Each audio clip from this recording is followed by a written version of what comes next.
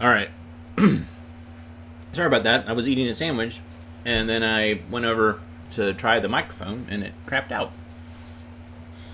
Good times. Anyways, I'm Skip Alzheimer. Welcome to the AV Geeks Lunchtime Streaming Show, where we watch old 16mm films, and my hair kind of does whatever it wants.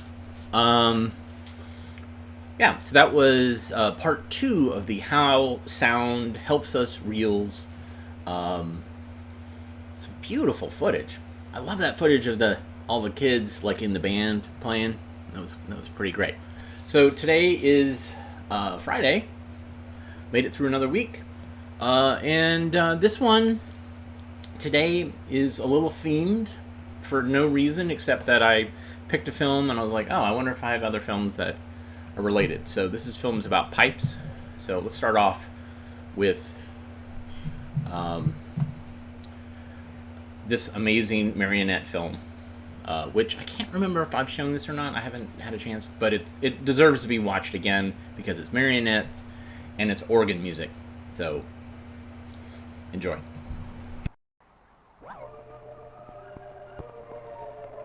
Come, John. It's time we were going home. Yes, I know. I'm coming. What? I don't know. But we home, Catherine. Yes, we promised Mother not to be late for dinner.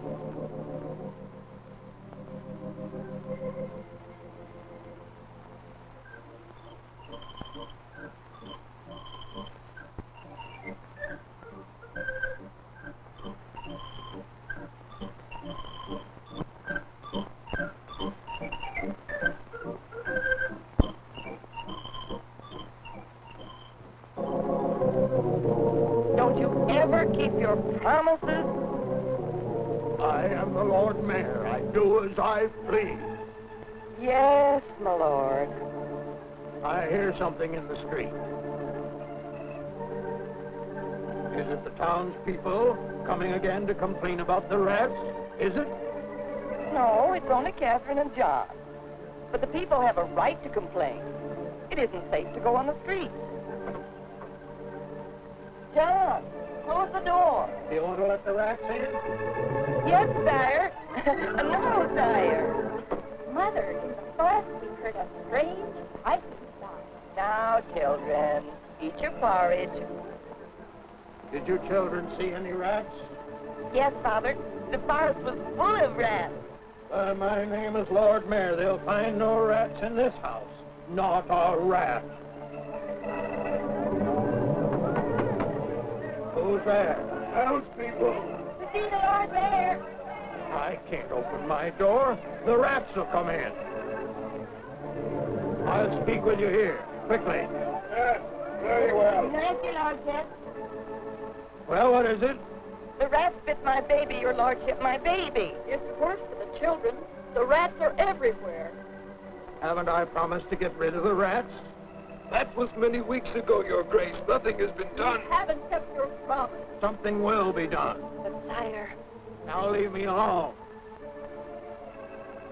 Now, What will you do? how should I know? But you promised to do something. Of course I had to promise something. No, the rats! Who's to blame for this? There it goes, on the table. Get up, stick. Mother!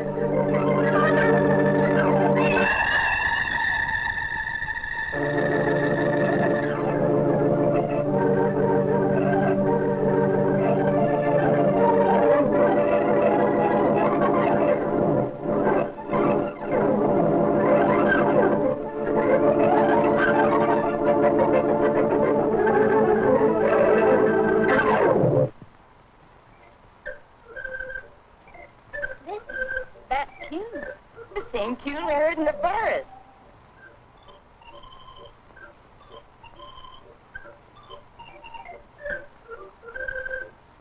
I hear it. It's coming down the street. A strange tune. Look, Catherine. Oh, I see. It's a good-looking man. Come away, children. It may be a spell.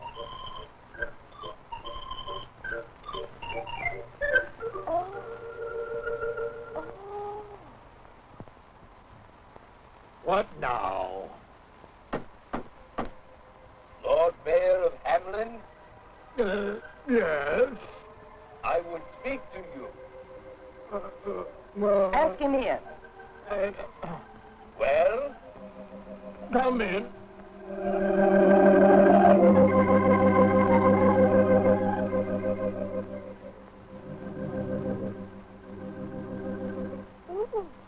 Who are you? Madam, your lordship, I have come to rid your town of rats. What? I am a piper with many tunes to play. When I pipe, no living thing can help but follow me. You can pipe the rats away? I can. I have a very special tune for rats. Show me at once. Very well.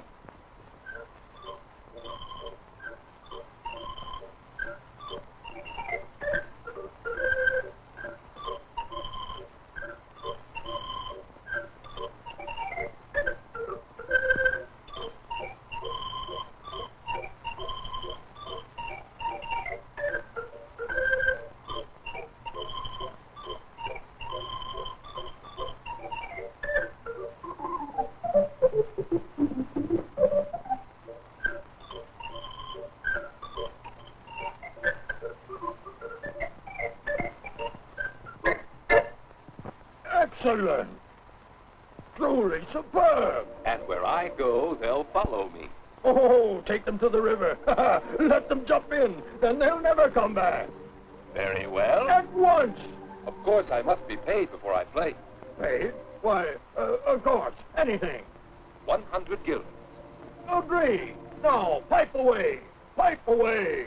I'll take your word.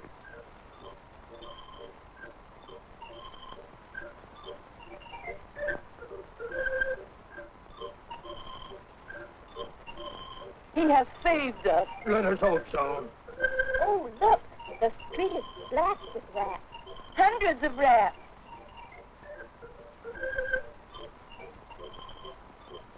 They're heading toward the river. Good riddance. You were wise. This deed is worth more than 100 guilders. You don't think I intend to pay? But you promised. The rats will be dead. He can't pipe them back again. Pay indeed. Huh?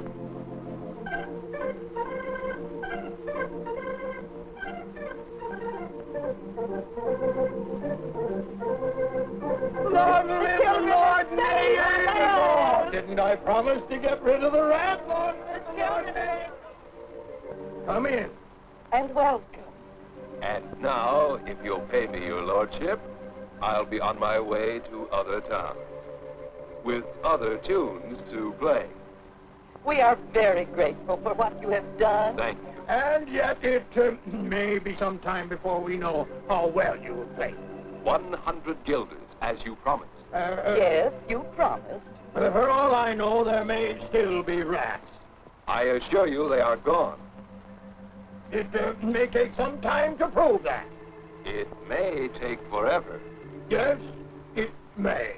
I cannot bargain with you again. You promised the money. Now I shall take what I can, until you are willing to pay. So, what will you take?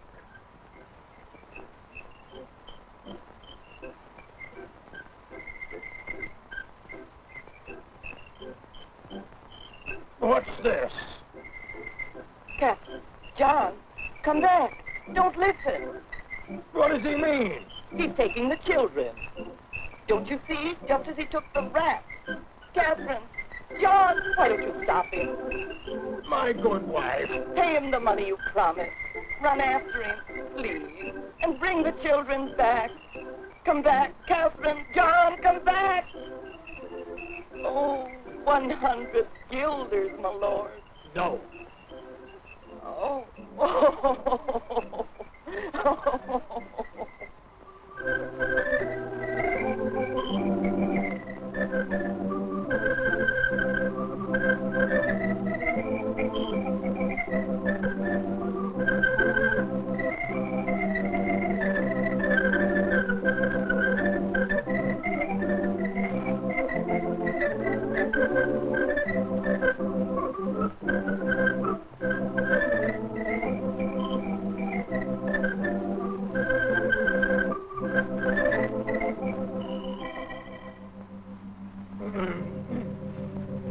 quiet.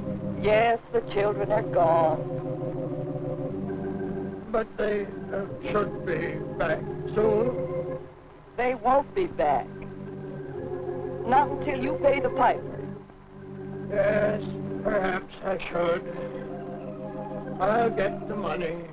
100 guilders. You can't pretend to pay. I'll go at once.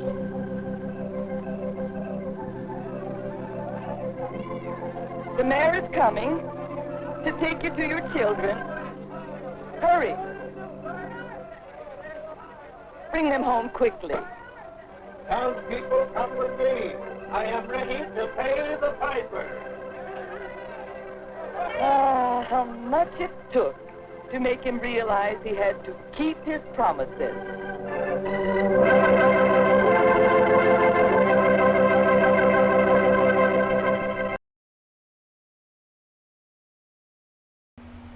So at some point we will find a color version of that, and we'll have to watch it again because that film was awesome. The organ music I very much love, and just all the little rat marionettes. Oh man, it almost makes me want to become a puppeteer because they were so awesome, and just have just rats. And plus that story is so whacked out and crazy. So big fan of that. What do we got next? So pipes is the theme today. And, in the future I might, if you guys like it, I might do more themed things. Which will mean that we'll probably show stuff from the past that we've shown in the past. Probably try not to show things that are too recent, but yeah, I won't do that all the time, but maybe once a week we'll do that, and it'll definitely be something that I do if I pre-record. So, anyways, here's another film called Pipe Dreams. What do we think it's about? Enjoy.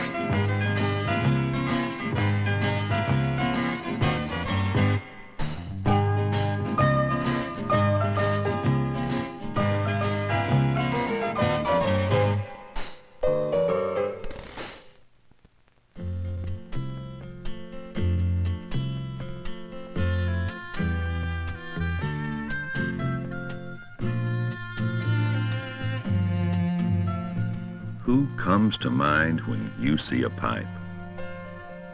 Oh my goodness. Who is that? Who's that? Is that fish I've been looking for? No. Oh, who is it? Oh, it's a blonde-headed boy, I bet. Oh, I'll bet his name is James. No. Robert? No. It must be Stephen. Right. Oh, well, come on and help me fish. Where you want to look at that pipe? Reach for it. I want You want to? Smoke? Oh, no. But look at it. Isn't that pretty? Feel it. Feel that. That's nice. Beautiful. That's nice.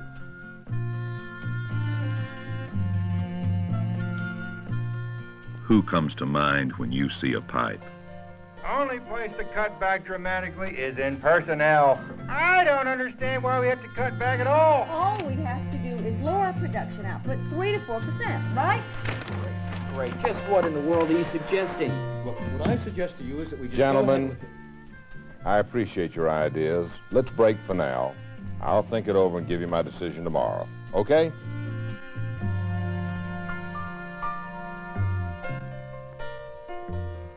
Who comes to mind when you see a pipe?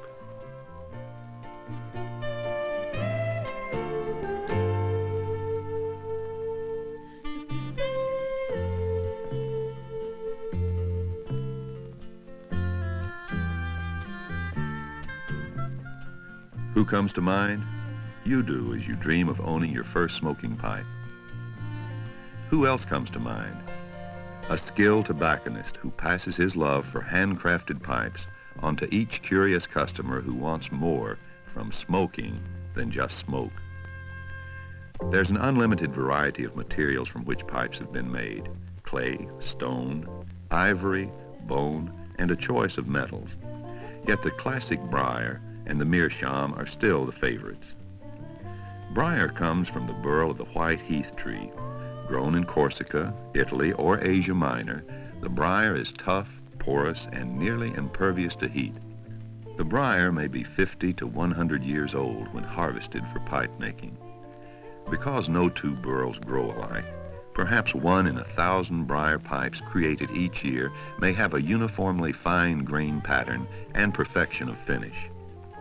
Though they may cost several $100s, these absolutely perfect pipes, or firsts, represent the pinnacle of the pipe maker's art. Seconds, or briar pipes that have tiny natural surface flaws, are sold at more attractive prices and give their owner exactly the same smoking pleasure as a first. The difference? Aesthetics and the pride of owning a perfect pipe. Heft a briar in your hand when considering its purchase. Lightweight briar is well-aged and offers a good-tasting, cool smoke. Meerschaum is German for sea foam.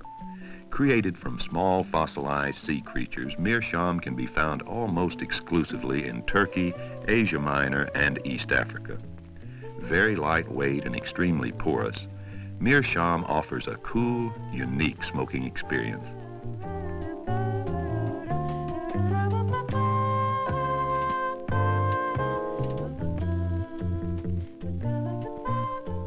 Pipe carvers take advantage of meerschaum's tender nature to create real works of art. After a period of time, when properly cared for, a meerschaum will take on a distinctive, rich cherry color. Often passed on from generation to generation, many a man's meerschaum pipe has become a family heirloom. Just how do you go about selecting a fine wine, the right suit, or a smoking pipe? By personal taste, by lifestyle, and with the advice of a trained specialist. The well-established professional tobacconist can lay an endless variety of smoking instruments before you and give you advice as to which best complements you, your lifestyle, and appearance. Not every shaped pipe will match every smoker. Paul, church warden, Dublin, bulldog, prince, pot, Canadian, poker, billiard,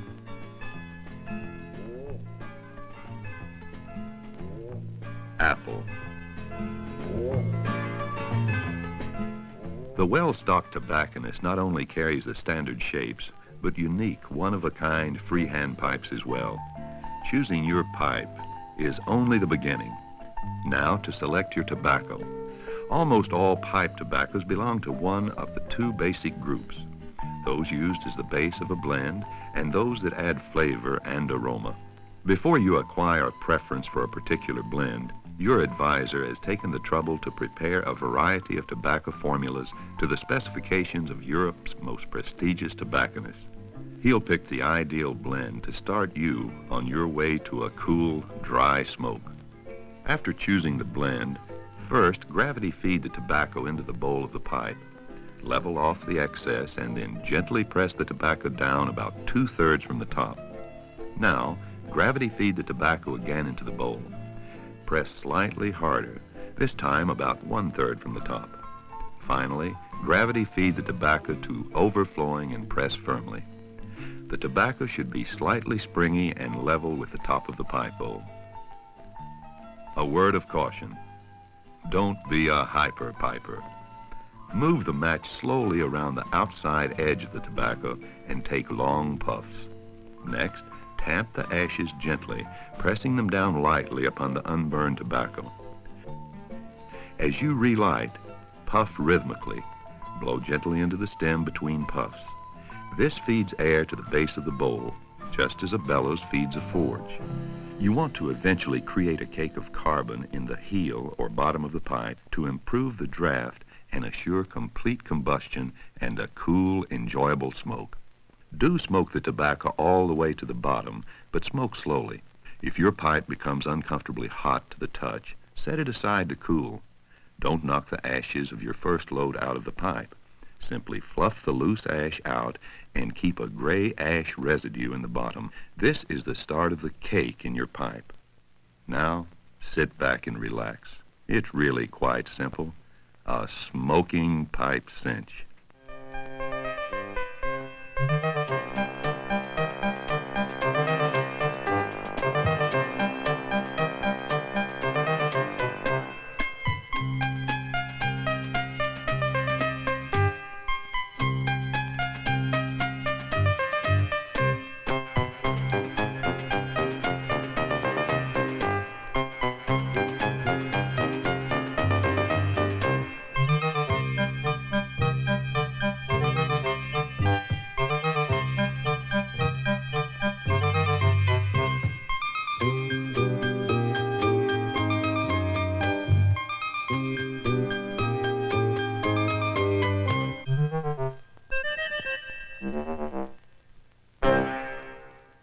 The professional tobacconist who gave you advice on choosing a pipe will show you how to care for it as well.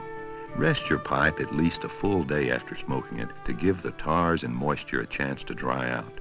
Use a pipe cleaner with stiff bristles before and after each smoke to absorb liquid residues. A reamer is a tool that adjusts to fit the shape of the bowl to gently scrape off the occasional overabundance of carbon deposits.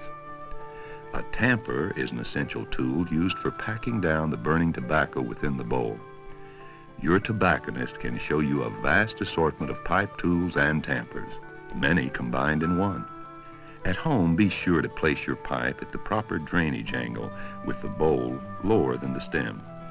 Since dry tobacco smokes fast and hot, and wet tobacco smokes wet and bitter, it's wise to invest in a humidor that will keep your tobacco as fresh as the day you bought it. A humidrol or a tobacco moisturizer soaked once a week in water and placed deep in your tobacco will assure a clean smoke every time. And remember that when you try a new blend, it takes at least 6 loads to burn away the old flavor before you can enjoy the true taste of the new tobacco. The previous blend you smoked tends to linger in the pipe and needs to burn away. Many would-be pipe smokers have purchased a pipe only to try it once, have a hot or bitter taste in their mouth, and then give up pipe smoking before they even got started. A bitter taste could be due to no cake in the heel of the pipe, tobacco that is packed too tightly, or low-quality tobacco. Feel free to discuss such problems with your professional tobacconist, who can certainly remedy the situation. There's no such thing as a one-pipe piper. Since it's necessary to let your pipe rest and dry out before you smoke it, owning and smoking a number of pipes makes a lot of sense. By rotating your pipes, you'll be able to have a variety of shapes and tastes at your disposal. You may choose a briar today, a meerschaum tomorrow, or perhaps a briar with a meerschaum lining the day after. You may want to own a pipe for the opening of a Lafitte Rothschild, the closing of a deal, the beginning of a collection, or the ending of the day. Since there's a wide range of cost as well as quality differences in smoking pipes, it's best to do business with a reputable professional tobacconist. He should be able to advise you about pipes, cigars, all blends of tobaccos, give you gift ideas, and, most importantly, stand behind every product he sells. By buying from a truly professional, well-trained tobacconist, you are assured excellent service and consistent quality in tobaccos and pipes almost anywhere in the country. Enjoy a smoking experience. Throughout history, man has carried his pipe as a reliable friend for emotional comfort and mental calm. Give a man a pipe he can smoke, give a man a book he can read, and his home is bright with a calm delight, though the room be poor indeed.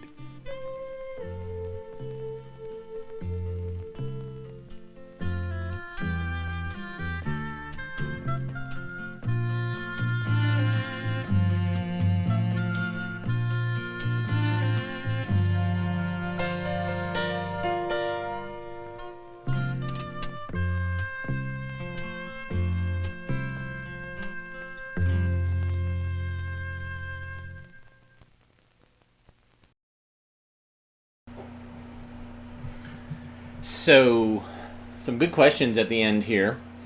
Where would somebody see this film? So this was made by Walter J. Klein's organization and made by his son, Robert. And Walter J. Klein was an ad agency based in Charlotte, North Carolina.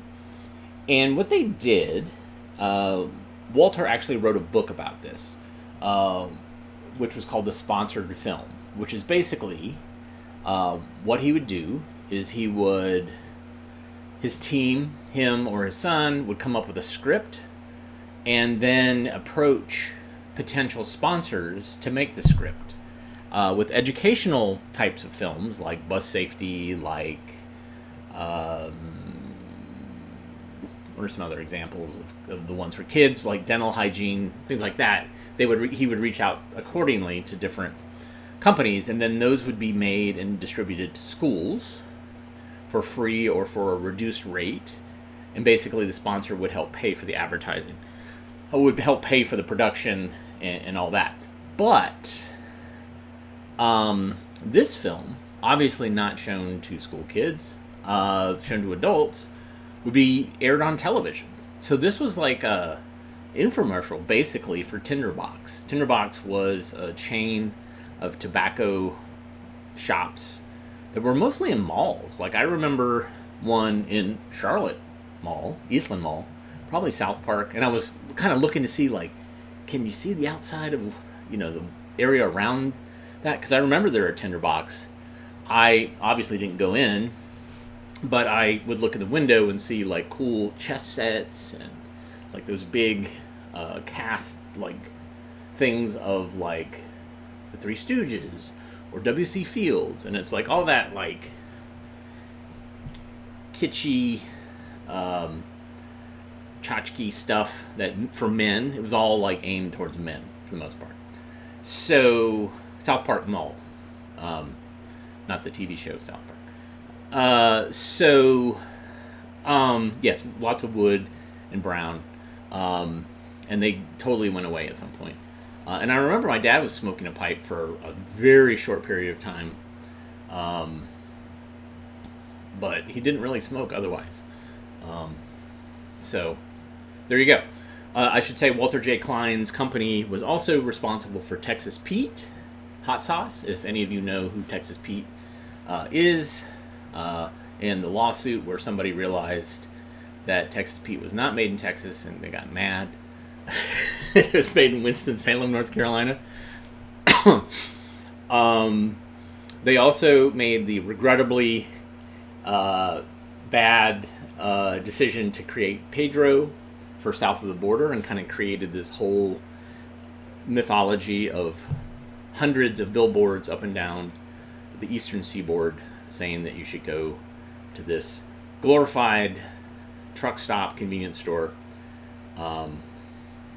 He also helped develop Chimney Rock, which is in the mountains of North Carolina, into a tourist attraction. So there were some key things that Walter J. Klein did that resonate easily with anyone who's grew up in North Carolina. All right, what do we got? So we're going to go to the film behind us on the scanner. This is Basic Pipe Fitting. So we're going to start off basic. So everybody's going to learn how to do basic pipe fitting. And I have to change the title, but I will do that soon. All right, enjoy.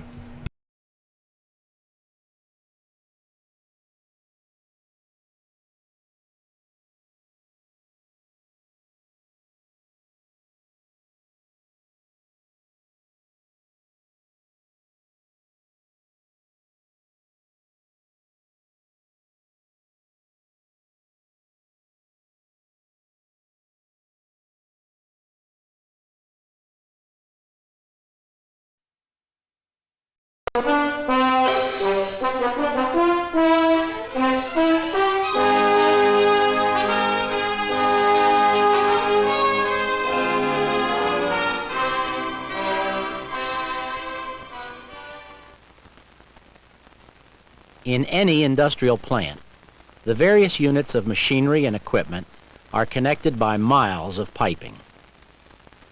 Each piping system consists of sections of pipe, fittings for joining the sections, and valves for controlling the flow. Most systems also include accessories such as vents, drains, traps, strainers, relief valves, and various gauges and instruments. The most common method of joining pipe is the screwed connection, which consists of threaded male and female ends screwed together.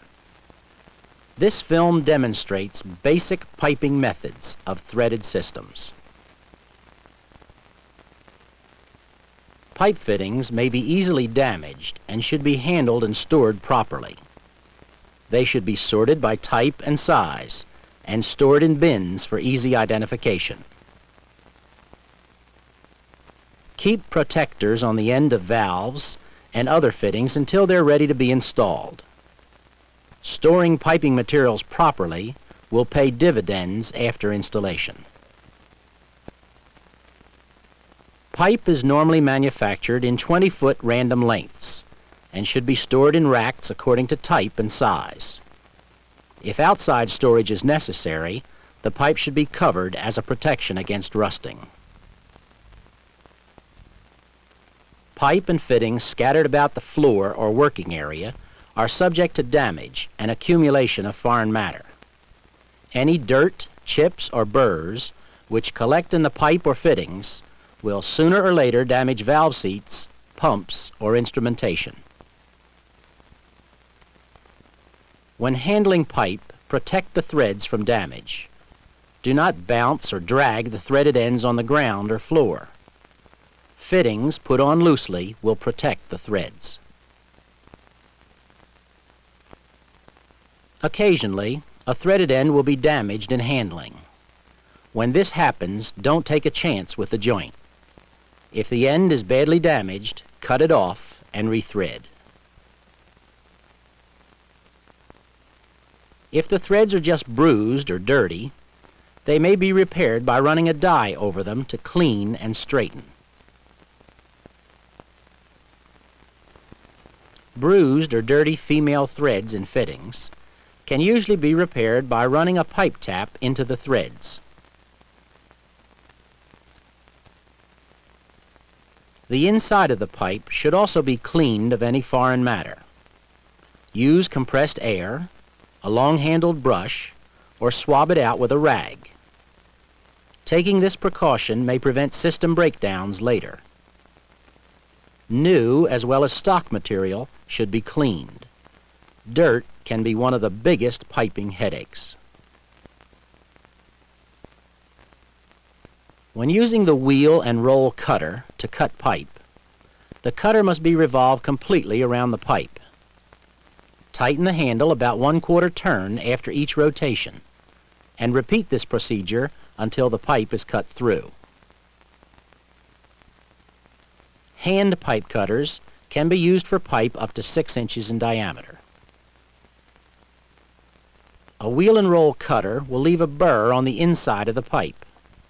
If this burr is not removed, it will impede the flow through the pipe and may choke the line by causing hang-up of solid materials. For this reason, the burr must be removed with a reamer. Always ream the pipe before threading. Reaming after threading may stretch the pipe.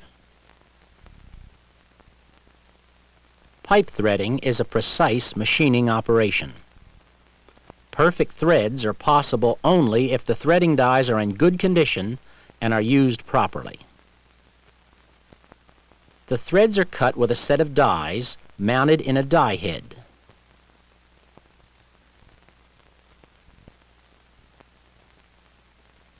To start the dies, press the head against the pipe end with one hand and turn the stock with the other. After the dies have engaged for a thread or two, they will feed along without pressure. Worn dies will cause ragged and torn threads, and the threads will not be cut deep enough. Make sure the die is started on the pipe squarely, or crooked threads will result. Always install the new dies in the die head in the proper sequence. Match the numbers on the dies with corresponding numbers on the die head. New dies should always be used on brass, aluminum, or plastic, and stainless steel dies should be used on stainless steel pipe. Remember, dies are precision tools and should be kept clean and well lubricated.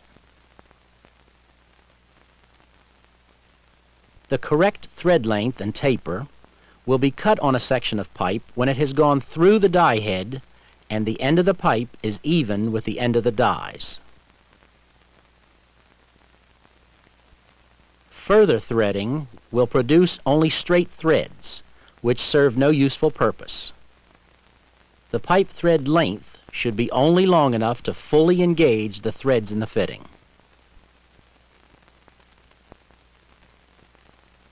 When the thread length is too short, it will not engage the fitting properly. It cannot resist expansion, contraction, or vibration, and will probably leak. Pipe threads that are cut too long may interfere with the flow of the fluid. They may also damage valve seats or other expensive fittings.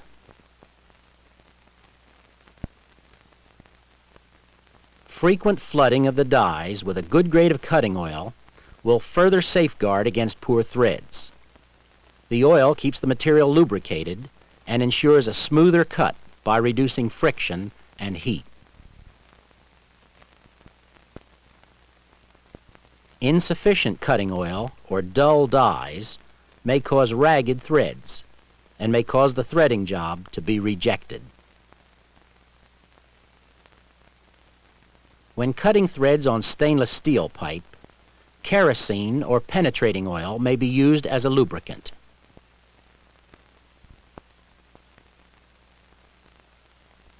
To get good metal-to-metal contact in a joint, first wipe the threads clean. Dirt or metal chips will make a good fit impossible. To prevent contamination of the piping system, the inside of the pipe must be cleaned of metal chips and excess cutting oil. Wire brushing is recommended, especially on newly cut threads, or if the pipe has been exposed to the weather. When assembling screwed connections, place a good thread lubricant or pipe dope on the male threads only. The lubricant is used not as a cement to seal the joint, but to reduce friction when pulling the joint up tight. It is not expected to compensate for poor workmanship. Placing the lubricant on the male threads prevents any from entering the piping system, causing harm to precision equipment.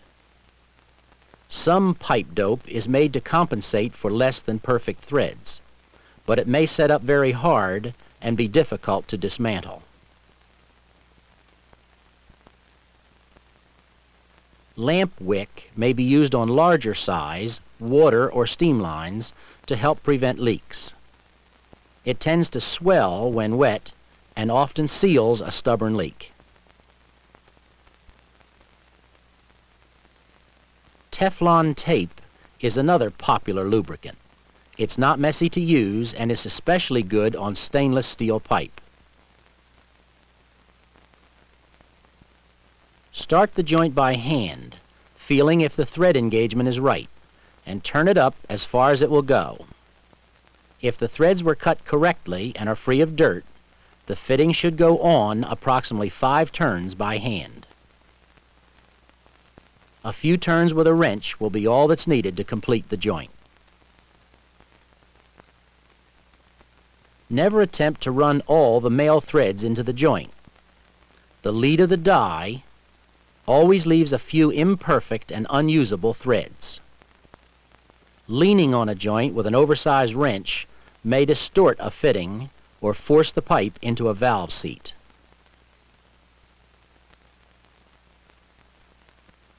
It never should be necessary to use an extension handle on a wrench to make up a tight joint. Like an oversized wrench, the added leverage may stretch or crack a fitting. The only use for an extension handle is when dismantling stubborn joints in an existing line. When piping sections are joined without the use of a vise, place 2 wrenches close together in opposite directions. More leverage is obtained if the wrenches are kept within 1/4 turn of each other in a scissor-like fashion. Never attempt to assemble pipe sections with only 1 wrench. For best results with piping tools, choose the right type and choose the right size. Pipe wrenches vary in size from 10 inches up to 48 inches in length. The size of the pipe being installed normally determines the wrench size to be used. A wrench that is too small will not be capable of making up a tight joint, and one that is oversized may distort or crack the fitting.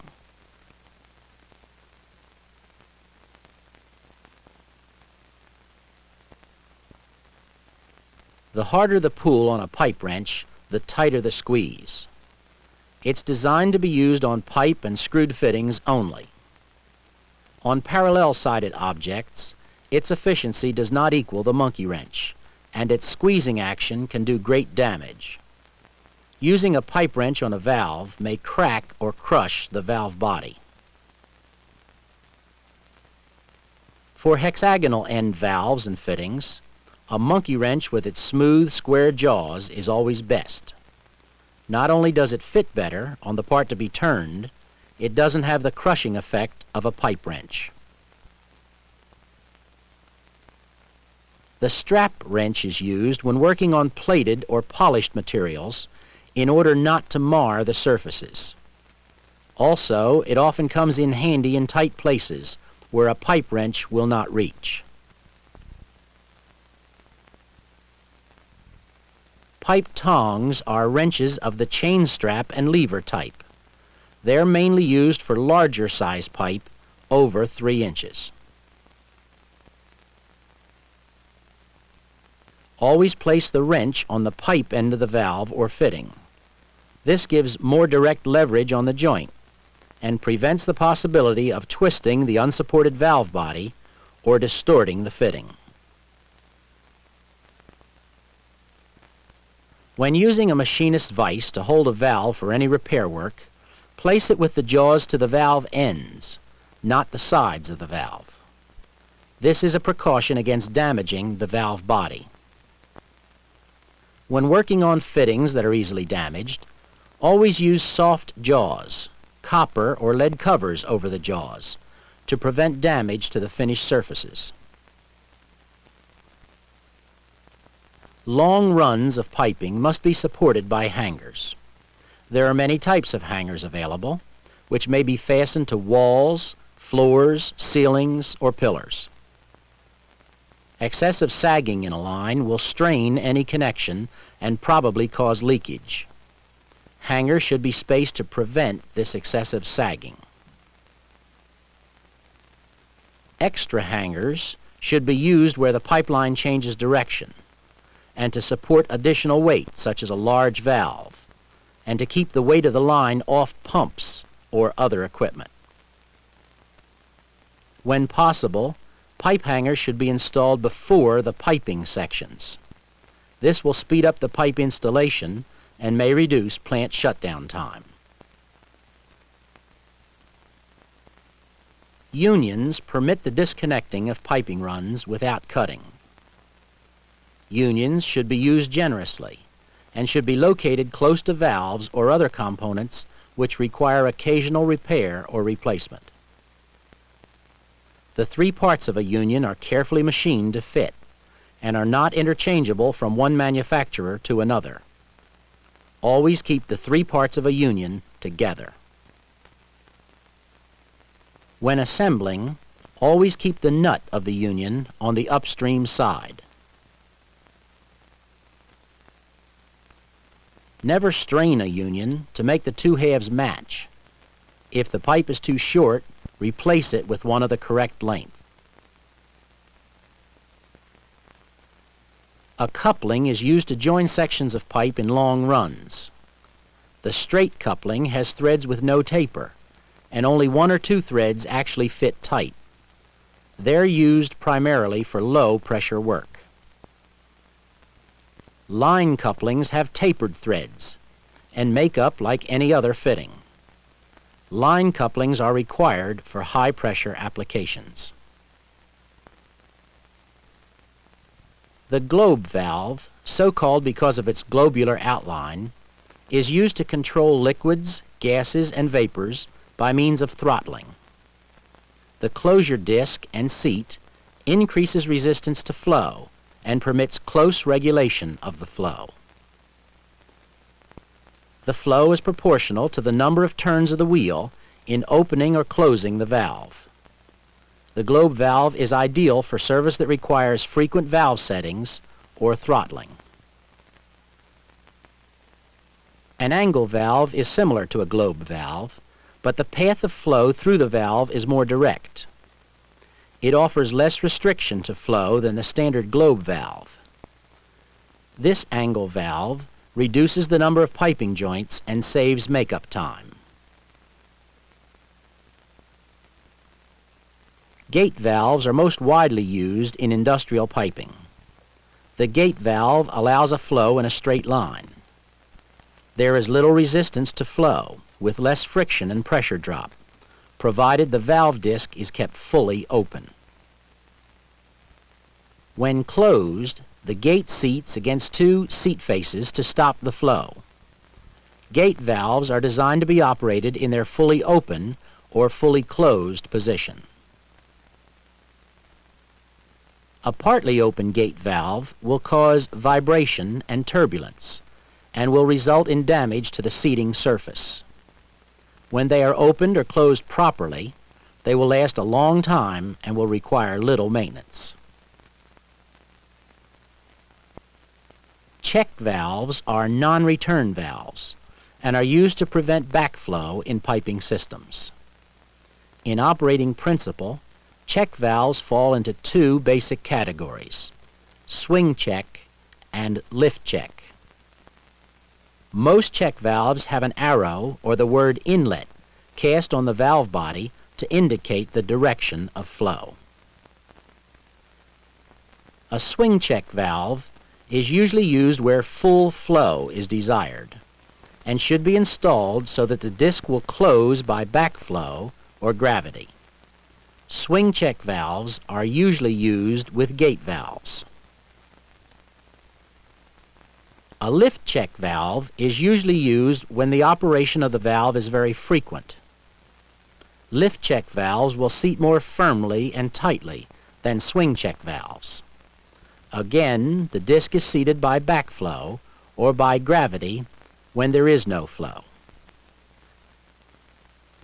Caution: when installing any check valve, see that the flow enters at the proper end and that the disc opens with the flow. Lift check valves are normally used with globe valves. Strainers are used in a piping system to remove foreign matter that might lodge under valve seats or get into close-fitting parts of automatic devices and prevent proper operation. The line fluid passes through the screening area, trapping the foreign matter, but allows free fluid flow with minimum pressure loss. Strainers also furnish a pocket for accumulation of the foreign matter. A generous use of strainers is a sound investment in any piping system. All strainers are marked with an arrow indicating the flow direction and must be placed in the line in this direction. Periodic blowing out of the accumulated sediment should be the only maintenance needed.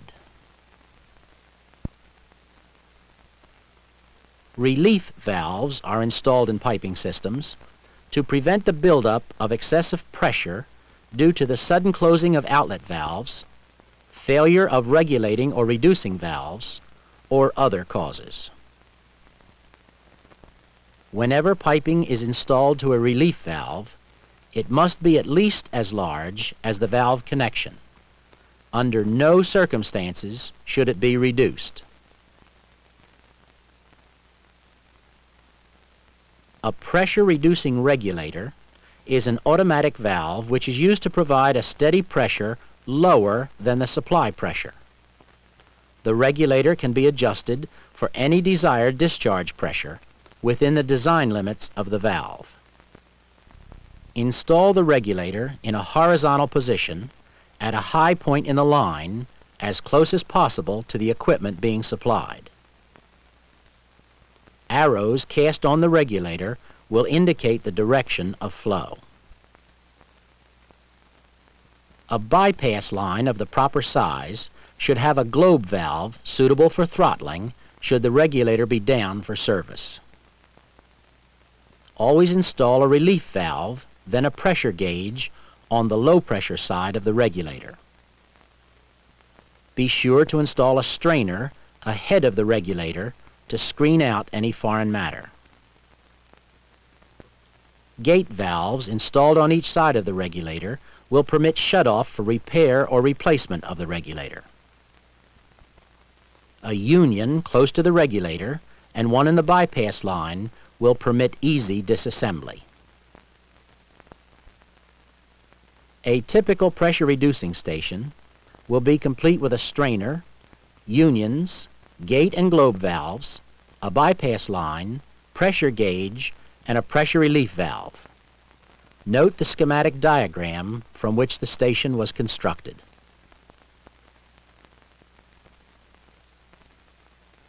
A steam trap should be installed whenever condensate must be drained or recovered. It's a must for steam piping and all steam-heated or steam-operated equipment.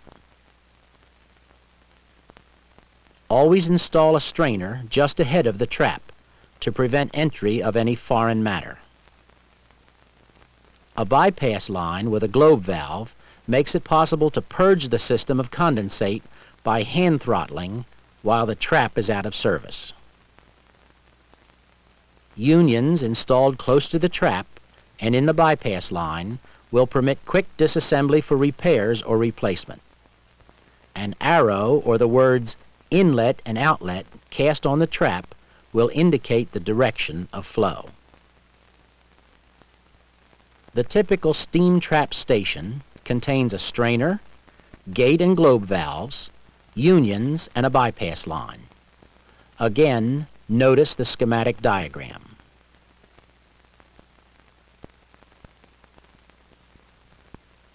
When making up any piping assembly, a hydrostatic test will indicate any leaking joints and show if the system is pressure tight.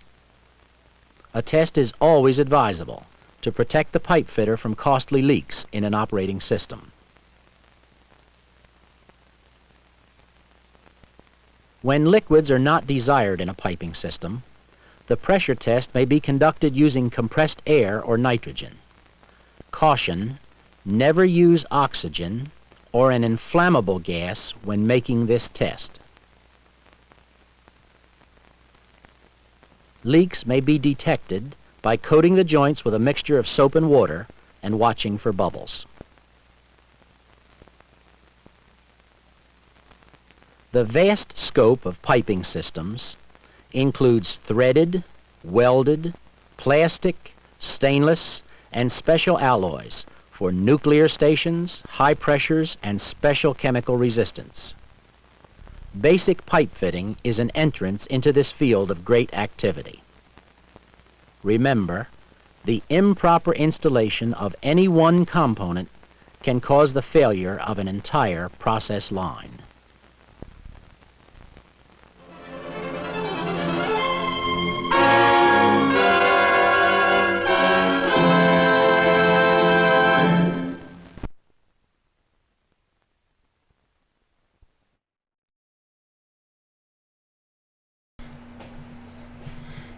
Well, that was quite awesome. It was super niche, but there you go. That's what pipe fitting is all about, and we've learned the basics of it. So maybe next week I'll show you advanced pipe fitting. Actually, I don't know if I have that film, but thanks so much for tuning in. If you like what you saw, you can hit the thumbs up, the like button. You can also donate via the super thanks button.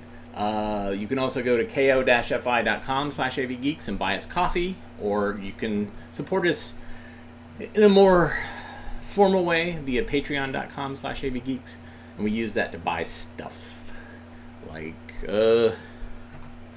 cores, 60mm cores.